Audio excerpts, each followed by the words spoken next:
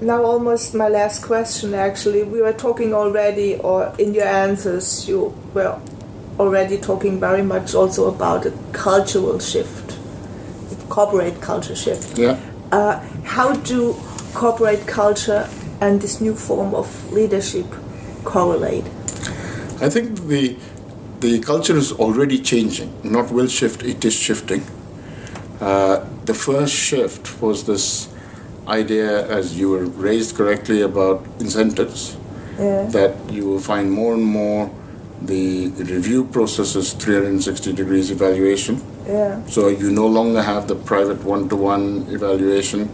In almost all large companies, you have some form of, peer and subsidiary, subordinate and sort of manager all put together. Yeah. Because you're getting that 360 view, more and more we are seeing pooled bonuses, so that at least a portion of your variable income is based on the performance of the team. And you're also come to the stage where the process of saying you are set objectives that actually test your willingness to collaborate, you're given active points for teamwork, for sharing. Yeah. These things are already in place. Right. So that meant the culture is gone from the command and control, but there are still some command and control pieces left. The next stage, which is where we're just emerging, is saying, have the tools really got better? Right? When we can talk non-hierarchically, where lateral conversation takes place, where the ability to rate and review and rank people laterally rather than hierarchically is there. Yeah. And when these things can be done to scale rather than through summaries through a cascade or waterfall, are we going to get much better information about status and therefore much better information about potential conflicts and reprioritization? Okay? And we are seeing that just begin to emerge because the quality of the feedback loop is getting better. The people are, always on, they're connected, they have smart devices, and as a result of that, the ubiquity of connectivity and the quality of the devices, there is a much more active, Web 2.0 in that sense was about the fact that the edge wasn't listening anymore, it was also talking. Would you say that bigger companies, that's for them it's much more difficult to adapt or than it is for smaller companies? Or is it? I don't know. I mean, everyone would cite the case of somebody like IBM and how, the elephant learned to dance or whatever. Yeah. When you have scale, you put certain things into place in order to protect that scale from sort of getting unstable. Those things tend to come in the way when you're trying to adapt at speed. That was more true in a hierarchical organization. It is definitely less true in the networked organization because team sizes are naturally smaller. The flatter organization means there are fewer sort of intermediary aggregation points.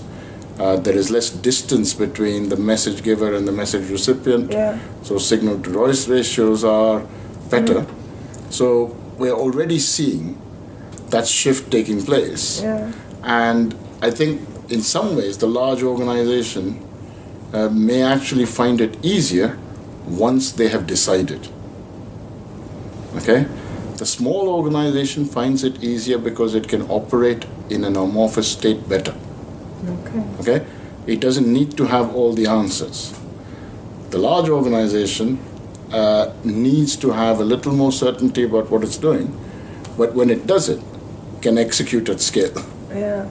So, I think I don't know whether tortoise or hare will win, because I don't think of it as a race. These are two different beasts with two different speeds at which they, it's like, when you see China. Yeah. Okay, and how China has adapted to the industrialized world.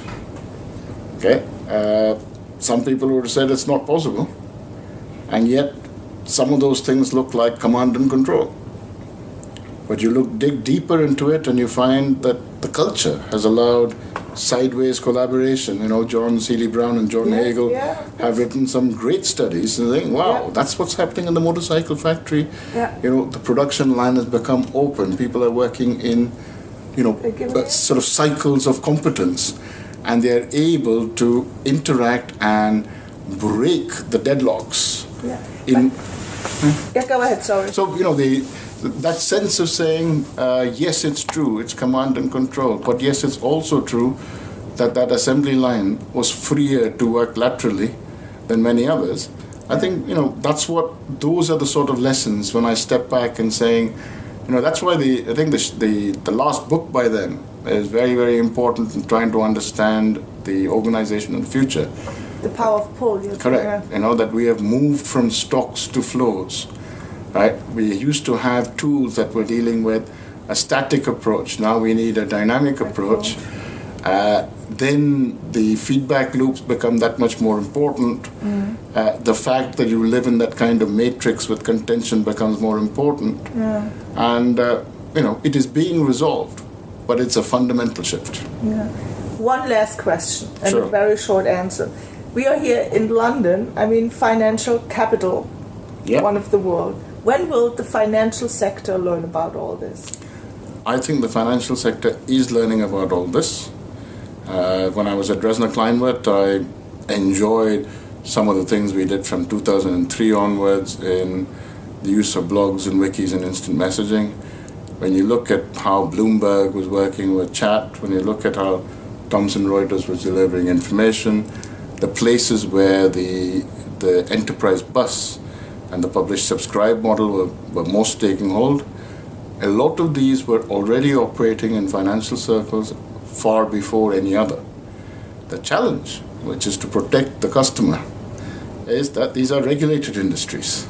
Okay. And so when the social tools were still in the Wild West, they had to come to a point where archival was guaranteed, where retrieval was easy, but conversations were recorded, that the ability to make sure that if you had to have certain authority or certain certification before you could participate in a function, that was tested, that Chinese walls to separate different parts of an organization because of the risk of market abuse, could be put into place. So once you said we are moving into a regulated space, the tools had to become fit for purpose. That has been happening over the last 5 years. Okay. And now I am aware of a number of very serious experiments as to how to take the Web 2.0 type environment, Enterprise 2.0 type environment, and make it an active part. In fact, my next meeting is just on that subject alone with a major bank. But I cannot say which one. Okay.